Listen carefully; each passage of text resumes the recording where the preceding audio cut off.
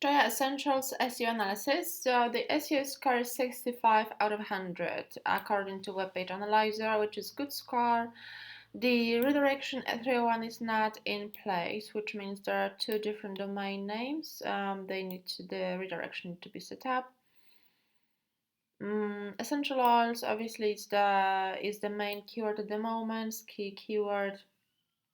Only H2 and H3 tags used on a home page. Definitely needs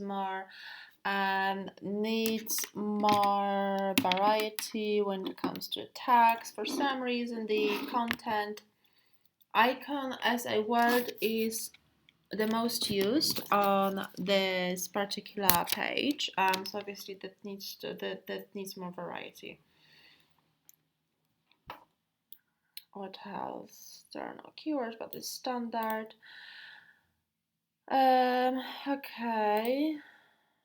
This is checking for the links, for broken links, so I'll check in a second. The page is mobile friendly, which is great.